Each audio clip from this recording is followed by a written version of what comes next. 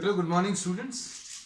Today in 11th class physics we are continuing our discussion on acceleration due to gravity. Acceleration due to gravity हम लोगों ने last class में discuss किया था और अभी हम लोगों ने ये बोला था कि acceleration due to gravity is the acceleration produced in objects which are placed on or around the earth surface. Earth surface के पास में या अर्थ सरफेस के ऊपर जो ऑब्जेक्ट्स रखे हुए हैं उनको अर्थ अपनी तरफ अट्रैक्ट करता है. कितने फोर्स से अट्रैक्ट करता है, that is termed as force of gravity. And the force of gravity results in an acceleration which is termed as acceleration due to gravity. ये अभी हम लोगों ने डिस्कस किया था. Then we discuss about the variation of acceleration due to gravity with altitude. और अभी हम लोगों ने ये देखा था बच्चों इसमें कि acceleration due to gravity on the earth surface,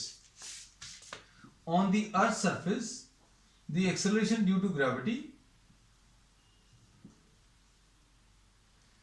is gme upon re square. Acceleration due to gravity gme upon re square है. me is what? The mass of the earth. re is what? The radius of the earth. And if this is taken to an altitude, gh was equal to gme upon re plus h का whole square. ऐसा कुछ आया था. ये बहुत detail में बच्चों हम लोग पिछली क्लास में डिस्कस किया था. I am just taking a quick revision of what we have discussed. अब gh अपॉन g अगर आप निकालेंगे तो इसमें क्या आ जाएगा? gme upon re plus h का whole square upon gme by re square. और इसमें gme बच्चों कैंसिल होगा. क्या बचेगा? re square upon re plus h का whole square. So gh upon g will be equal to re square upon re plus h का whole square. ये formula आया था बच्चों. और इसको थोड़ा सा सिंप्लीफाई करने पर हम लोगों को फाइनल रिलेशन जो मिला था gh is equal to g upon 1 plus h by re का होल स्क्वायर.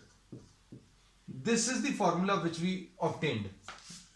फिर इसके बाद अभी हम लोगों ने इसमें एक अप्रोक्सीमेशन भी लिया था. When h is very small as compare to re, h अगर बहुत छोटा है बच्चों re के कंपैरिजन में तो इसको अब हम लोग 1 minus 2h अपॉन re ले सकते हैं. तो ये एग्जैक्ट फॉर्मूला है और ये कहीं पर भी यूज कर सकते हैं. ये अप्रोक्सीमेशन है when h is very very small. ये अप्रोक्सीमेट फॉर्मूला. तो ये अभी हमने लास्ट क्लास में डिस्कस किया था. नाउ टुडे वी आर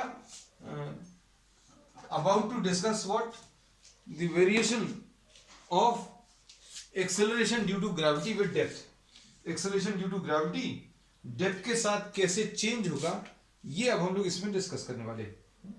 तो नेक्स्ट टॉपिक लिख लीजिए, variation of acceleration due to gravity with depth.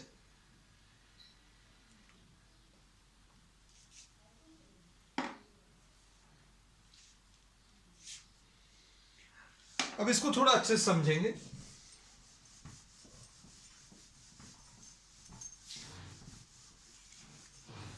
ये अभी हमने रिवाइज इसलिए भी करा दिया बच्चों, आज का टॉपिक थोड़ा सा याद भी हो जाएगा. और दूसरा इसको अभी हम लोग आज आगे एक डायग्राम में यूज करने वाले.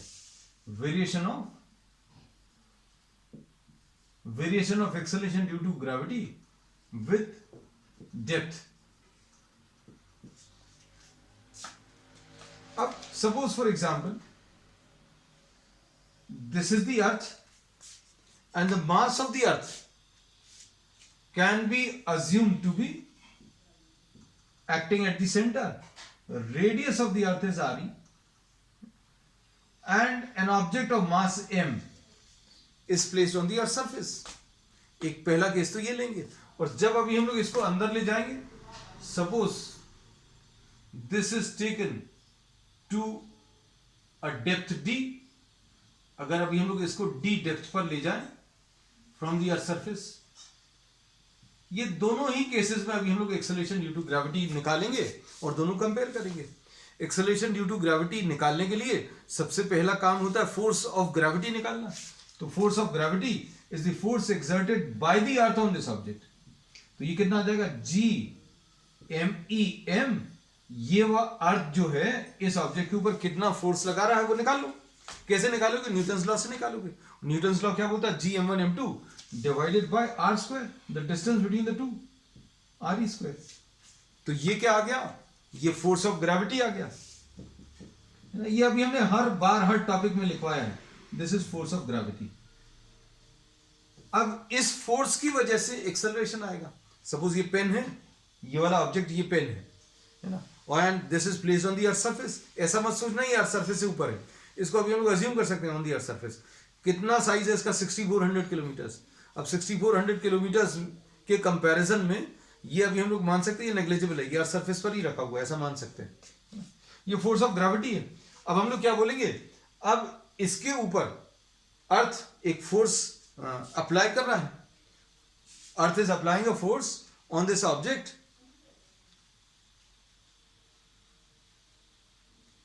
Which acts towards the centre of the अर्थ। ये अर्थ ने इसको अपनी तरफ अट्रैक्ट किया और इसको फोर्स ऑफ ग्रेविटी बोला।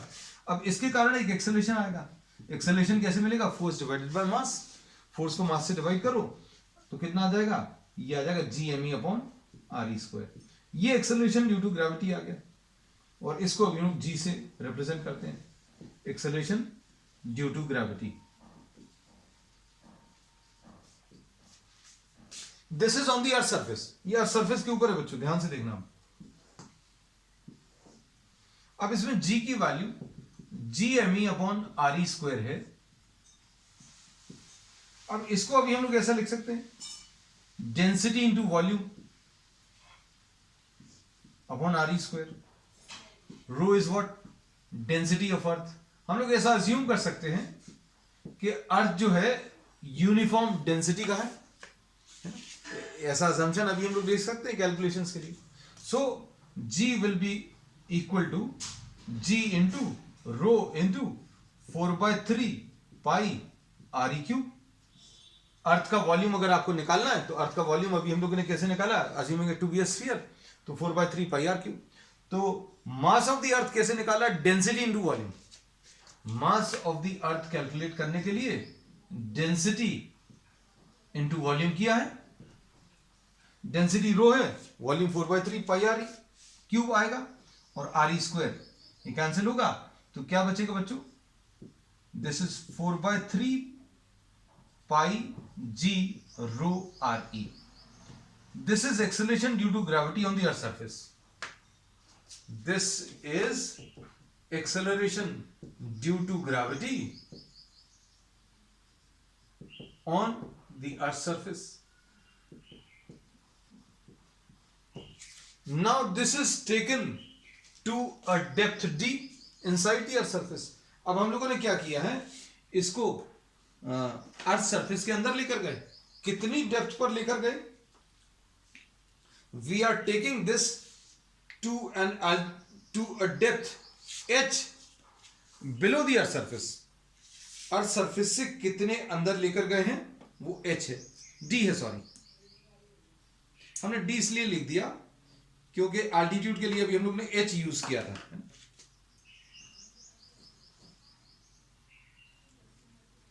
अब देखना ध्यान से, just 1 minute.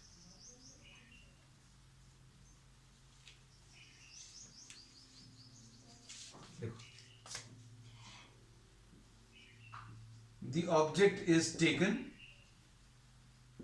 to a depth d। आप अंदर लेकर गए। अब हम लोग इसमें क्या बोलेंगे, ध्यान से देखना। अब फोर्स अगर इस ऑब्जेक्ट के ऊपर निकालना है तो इसको दो पार्ट्स में कैलकुलेट करेंगे, फर्स्ट एंड सेकेंड।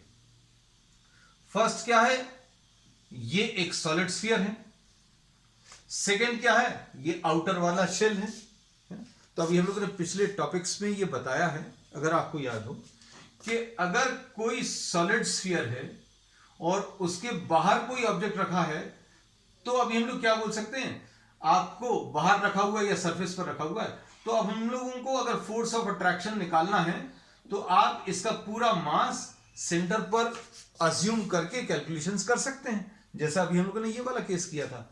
अगर हमें इस सॉलिड स्फीयर के कारण, इतने सॉलिड स्फीयर के कारण इसके ऊपर फोर्स ऑफ अट्रैक्शन कैलकुलेट करना है, तो आप इन दोनों के बीच में फोर्स कैलकुलेट कर लो। कैसे? इसका पूरा मास, ये जो शेडेड रीजन है, इसका पूरा मास आप सेंटर पर मान लोगे। अब इसको अभी हम लोग एम ई डैश लिख रहे हैं। एम ई डैश क्यों लिख रहे हैं? क्योंकि ये पूरा अर्थ नहीं है। पूरा अर्थ अगर होता तो पूरे अर्थ का मास अभी हम लोग एम ई लेते। हम लोगों ने दो पार्ट्स लिए हैं, क्योंकि आप इस ऑब्जेक्ट को अर्थ सरफेस के अंदर लेकर गए, तो अभी हम लोगों ने बोला ये दो पार्ट्स में अर्थ डिवाइड हो गया। एक तो ये शेडेड रीजन और ये बाहर वाला रीजन। अब बाहर वाले रीजन को अगर अभी हम लोग ड्रॉ करें, अच्छे समझना बच्चों इस बात को। एक तो ये ड्रॉ कर लिया, अब हम लोग दूसरा इसका स्फेरिकल शेल ड्रॉ करेंगे।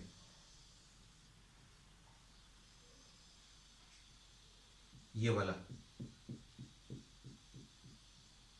तो अब हम लोग इसमें ये कह सकते हैं कि if any object is placed inside a spherical shell, अगर कोई ऑब्जेक्ट स्फेरिकल शेल के अंदर रखा हुआ है, तो ये स्फेरिकल शेल जो है उस ऑब्जेक्ट के ऊपर कोई भी फोर्स ऑफ अट्रैक्शन एक्सर्ट नहीं करता। This we have discussed in detail in the previous classes. तो अब हम लोगों ने क्या बोला है, अगर हम लोग इस ऑब्जेक्ट को अर्थ सरफेस के अंदर ले जाएं, तो क्या होगा, सिर्फ ये वाला पार्ट जो शेडेड है वो इसके ऊपर फोर्स एक्सर्ट करेगा। ये जो स्फेरिकल शेल है, ये जो अभी हम लोगों ने स्फेरिकल शेल बताया है, ये इसके ऊपर कोई फोर्स एक्सर्ट नहीं करेगा। क्यों नहीं करेगा? क्योंकि स्फेरिकल शेल के अंदर, इसको अलग तरीके से शेड कर दे रहे बच्चों, ये रेड कलर से शेडेड एक स्फेरिकल शेल है। तो ये स्फेरिकल शेल इसके ऊपर कोई फोर्स एक्सर्ट नहीं करेगा। क्यों नहीं एक्सर्ट करेगा? क्योंकि ये ऑब्जेक्ट इस स्फेरिकल शेल के अंदर लाई कर रहा है। ये जो रेड कलर से शेडेड है, इसके अंदर लाई कर रहा है ये वाला मास। और ये अभी हम लोगों ने प्रीवियस क्लासेस में डिस्कस किया है कि स्फेरिकल शेल के अंदर अगर कोई मास रखा हुआ है, तो स्फेरिकल शेल उसके ऊपर कोई फोर्स एक्सर्ट नहीं करेगा। तो अब हम लोग इसमें कंक्लूजन क्या निकाल सकते हैं?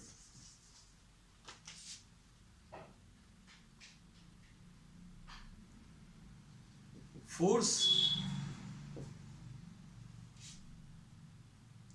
is exerted on the object of mass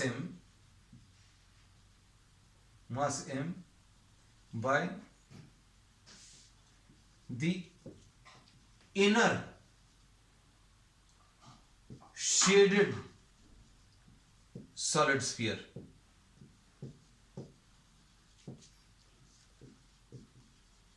जो ब्लैक कलर से शेड किया है। ठीक, तो अब हम लोगों ने इसमें क्या बोला है बच्चों, ध्यान से देखना।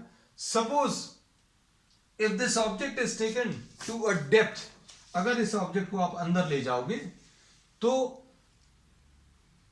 इतना portion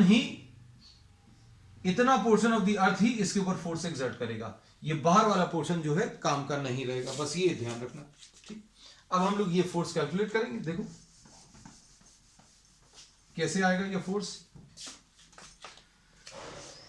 I am redrawing this diagram. This is object of mass m and the depth is d। अब इस मास m के ऊपर फोर्स जो लगेगा वो सिर्फ इसके कारण लगेगा।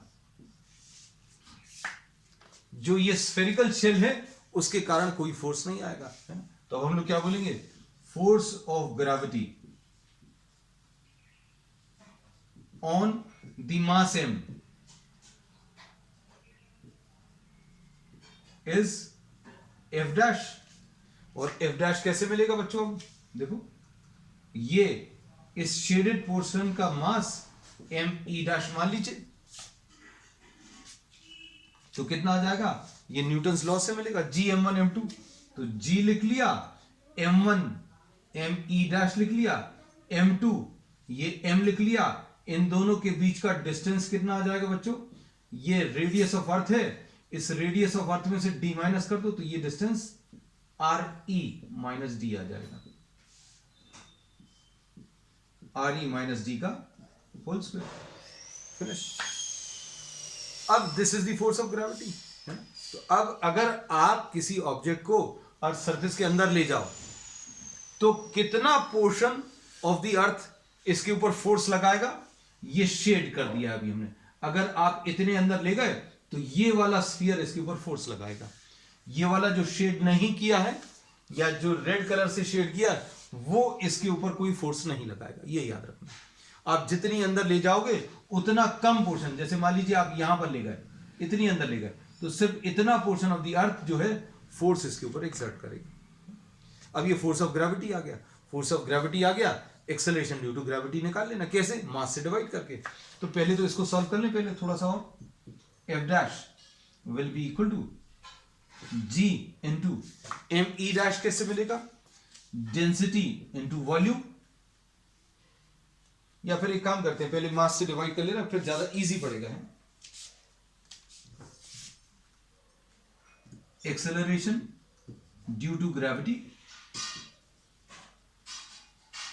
एट डेप्थ D, इसको GD लिख दे रहे हैं। This will be equal to F dash divided by M। Force को आप किससे? मास से डिवाइड करो, इसको मास से डिवाइड करेंगे तो कितना आ जाएगा? GME dash upon RE minus D का होल स्क्वायर। क्योंकि अगर आप इसको M से डिवाइड करोगे तो M कैंसिल हो जाएगा। अब इसके बाद ये सिर्फ रिटेन करेंगे, सिर्फ ये बचा के रखेंगे, बाकी अभी हम लोग रब कर दे रहे हैं बच्चों।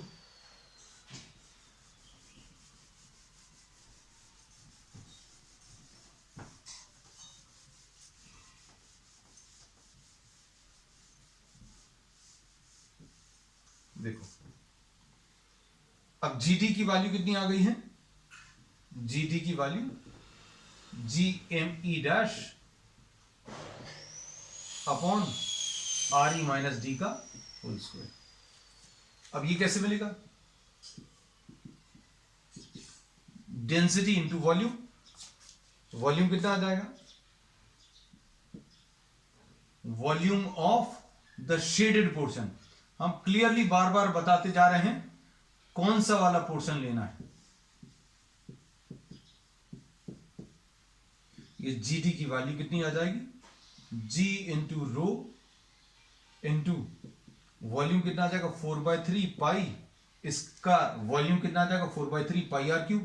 तो ये RE माइनस डी का whole cube divided by RE minus D का होल स्क्वायर। अब इसमें ये कैंसिल होगा बच्चों, तो क्या आ जाएगा? GD will be equal to 4/3 pi G rho RE minus D, ऐसा कुछ आ जाएगा।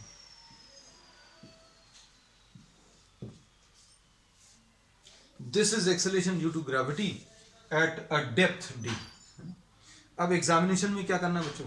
ये तो अभी हमने कॉन्सेप्चुअली सारी चीजें बता दी हैं। एग्जामिनेशन में अगर आपको सॉल्व करने को आता है तो इतना सब कुछ करने की भी जरूरत नहीं पड़ेगी आपको। कैसे? देखो हम आपको ये बोलेंगे कि G की वैल्यू कितनी होती है, ये तो याद है, GME upon RE square, directly use कर लेना।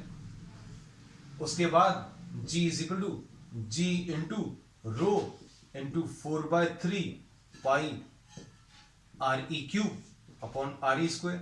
ये डेंसिटी इंटू वॉल्यूम, ये कैंसिल कर देना तो G की वैल्यू आ जाएगी 4/3 pi G rho and RE। This is acceleration due to gravity, gravity on earth surface. और इसको अगर आप अर्थ सरफेस के अंदर ले जाओगे तो कितना आ जाएगा? ये फॉर्मूला, ये सब कुछ बिल्कुल ऐसे ही रहेगा, 4/3 पाई G रो। अब RE की जगह कितना आ जाएगा? जैसे अभी हम लोगों ने जब ऑब्जेक्ट को यहां पर रखा था तो ये डिस्टेंस दोनों के बीच का RE था, अब जब अंदर ले गए तो ये डिस्टेंस कितना आ जाएगा, ये आर ई था, जब आप अंदर ले गए तो ये डिस्टेंस कितना आ जाएगा, आर ई माइनस डी। तो आर ई की जगह आर ई माइनस डी रख दो, देखो यही रिलेशन आ गया। So this can be written down directly. अगर आपके पास टाइम शॉर्ट है तो अभी हमने कॉन्सेप्चुअली तो सारी चीजें बताई हैं, आपको डायरेक्टली लिखने का तरीका भी बता दिया। अब कंपैरिजन करें, ठीक है, स्क्रीनशॉट ले लेना बच्चों, जल्दी से नोट कर लेना। फिर अभी हम आगे इसमें बता दे रहे हैं।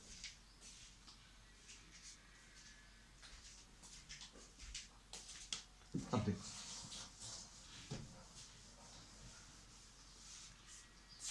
तो जी डी की वैल्यू अभी हम लोगों को मालूम है, जी की वैल्यू भी मालूम है। अब क्या करेंगे, g d divided by g ले लो, g d divided by g, दोनों को डिवाइड करो तो कितना आ जाएगा, 4/3 pi g rho R E minus D upon, नीचे क्या आ जाएगा,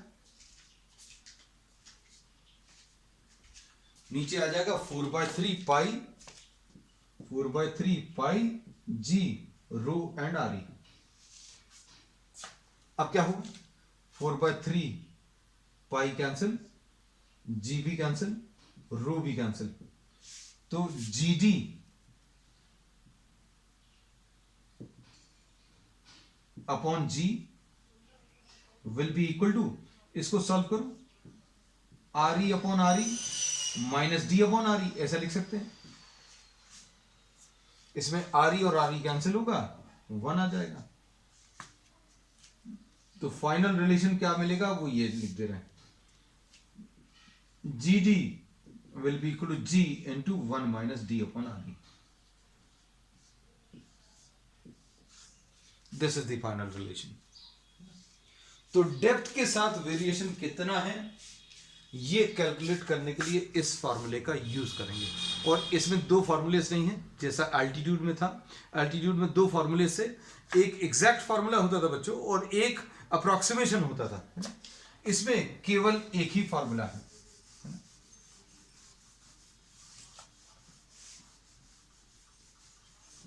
अब इसको थोड़ा सा चेक करके देखें, कैसा चेक करके देखें, G D is equal to G into 1 minus D upon R E. D की वैल्यू 0 ले लो। डी की वैल्यू 0 का मतलब आप अंदर ही नहीं ले गए, ऑन दी अर्थ सरफेस।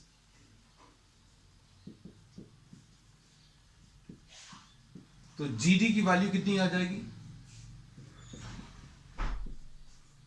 जी आ जाएगी।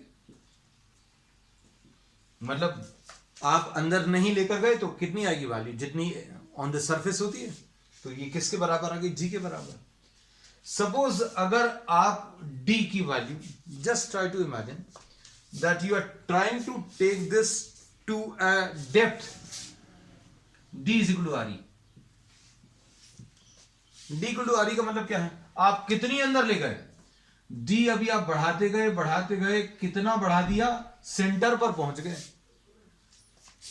अगर हमें यहां से अंदर ले जाना है तो ये डी है, ठीक है। हम और अंदर ले गए तो डी और ज्यादा हो गया, अब और अंदर ले गए तो डी और भी ज्यादा हो गया।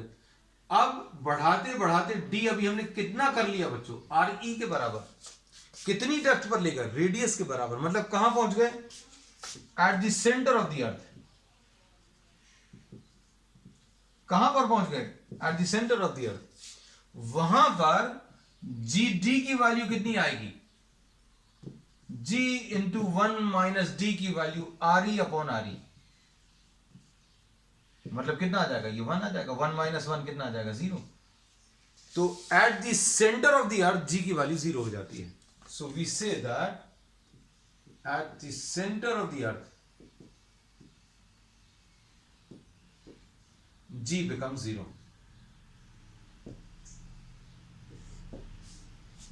ठीक, ये नोट कर लेना बच्चों, कुछ कुछ पॉइंट्स इसमें बताते जा रहे हैं आपको। अब नेक्स्ट अभी हम लोग एक पॉइंट और लेंगे, समझ कर लो इसको अच्छे से। नेक्स्ट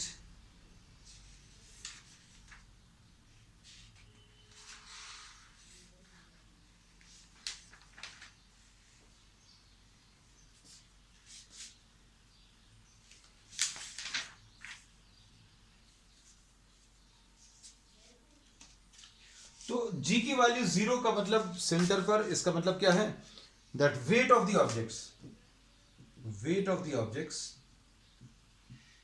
एट द सेंटर 0 आ जाएगा। वेट क्या होता है, mg, और g की वैल्यू 0 है, इसलिए हम लोग क्या बोल सकते हैं, वेट की वैल्यू 0 आ जाएगी। ठीक, अब ये पता चल गया हम लोगों को कि acceleration due to gravity decreases inside, है ना, एक्सेलरेशन ड्यू टू ग्रेविटी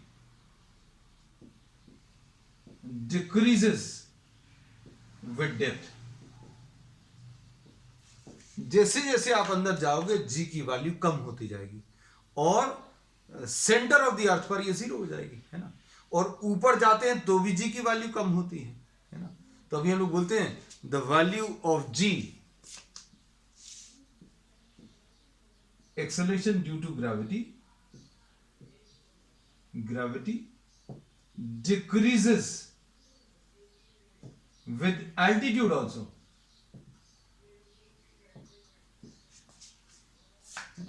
मतलब g is maximum on the earth surface, maximum कहां पर है बच्चों, ये अर्थ सरफेस पर मैक्सिमम। ठीक है, चलो अब देखो नेक्स्ट,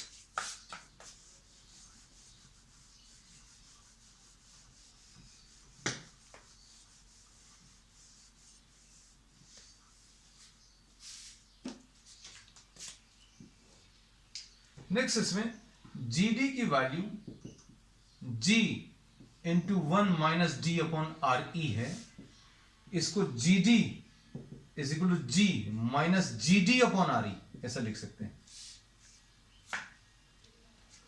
ये जी डी इसका नाम है, यहां पर ये जी इंटू डी है, मतलब कंफ्यूज बिल्कुल मत होना, ये डी थोड़ा सा नीचे लिखा है, ये मल्टीप्लीकेशन में जी into D.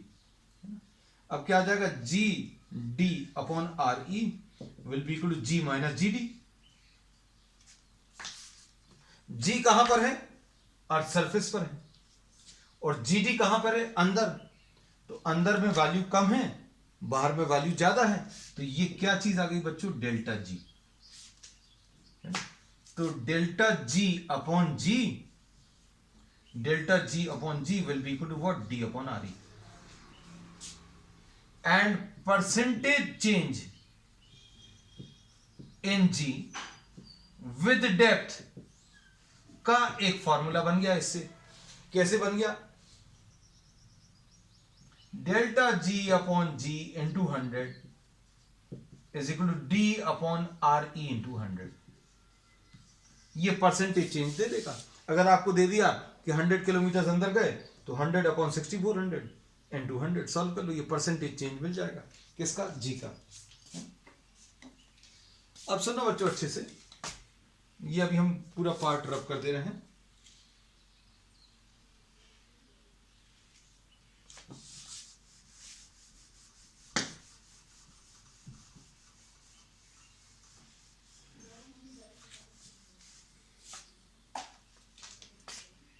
Suppose this is the earth surface, और h एल्टीट्यूड पर अगर हम ऑब्जेक्ट को लेकर जाएं तो जी एच की वैल्यू कितनी आती है, g upon 1 plus h by R E का होल स्क्वायर। ये फॉर्मूला बच्चों अभी हम लोग कर चुके हैं, हम सिर्फ आज आपको दोनों एक साथ डिस्कस कर रहे हैं। कहां कहां पर, एक तो डेप्थ पर और एल्टीट्यूड पर, दोनों एक साथ। तो जी एच की value g upon R E plus h upon R E का होल स्क्वायर ऐसा लिख दिया, एलसीएम ले लिया। अब ये कितना आ जाएगा, g upon R E plus h को आर लिख दे रहे हैं,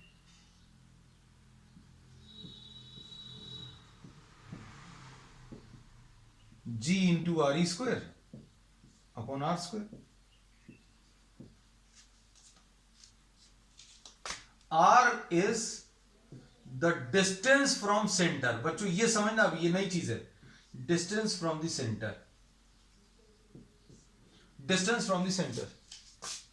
तो एल्टीट्यूड के साथ वेरिएशन कैसा आ गया, ये इसको देखकर अभी हम लोग कह सकते हैं कि inversely proportional to R square, क्योंकि जी तो कांस्टेंट होता है, आर ई भी कांस्टेंट होता है, तो g at an altitude is inversely proportional to R square. मतलब जितना ज्यादा आप आर करते जाओगे, जितना ज्यादा डिस्टेंस बढ़ता जाएगा सेंटर से, उतना ज्यादा जी की वैल्यू कम होती जाएगी। जैसे जैसे आप आर बढ़ाओगे, आर अगर आप बढ़ाएंगे तो जी एच की वैल्यू कम होती जाएगी। पहली चीज ये अभी हम लोगों ने क्या डिस्कस किया बच्चों, वेरिएशन विद एल्टीट्यूड।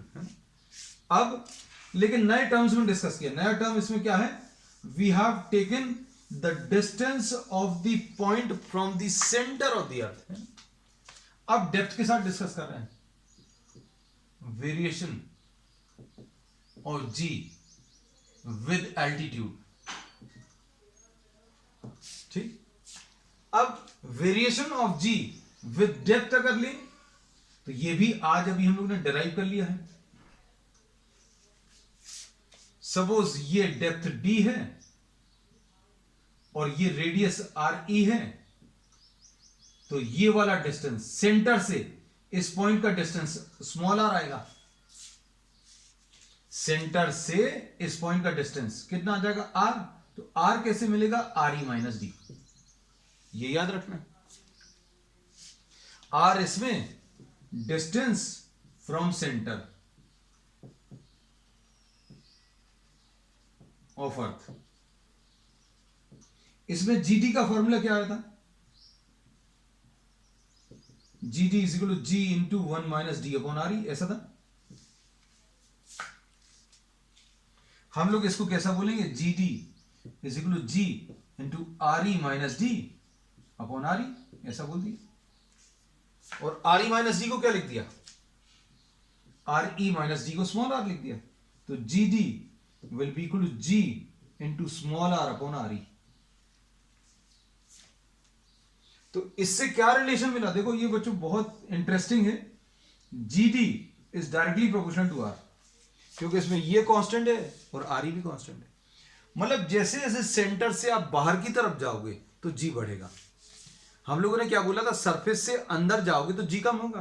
अब उसका उल्टा बोल रहे हैं, सेंटर से बाहर की तरफ जाओगे तो क्या होगा, अगर सरफेस से अंदर जा रहे हो तो जी कम हो रहा है, अंदर से बाहर निकलोगे तो क्या होगा, जी बढ़ेगा। तो यही बोला है, आर अगर आप बढ़ाएंगे सेंटर से तो जी डी भी इंक्रीज होगा। ये कहां पर है, लेकिन ये डेप्थ पर है। अंदर के लिए ये रिलेशन लगता है, बाहर के लिए ये रिलेशन। आर बढ़ाने पर जी कम होता है, आर बढ़ाने पर जी बढ़ता है। आर क्या है ये याद रखना, it is the distance from the centre of the earth. Confuse बिल्कुल मत होना, हम लोगों ने डी डेप्थ बढ़ाने पर जी कम होगा ऐसा बोला था, लेकिन अब हम डिस्टेंस कहां से मेजर कर रहे हैं बच्चों, सेंटर से।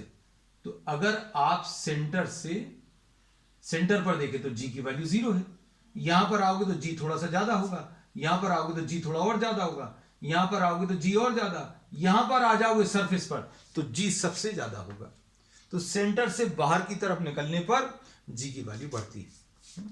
ये इसलिए अभी हम लोगों ने किया है क्योंकि इसके बेसिस पर एक वेरिएशन अभी हम लोग ड्रॉ करेंगे।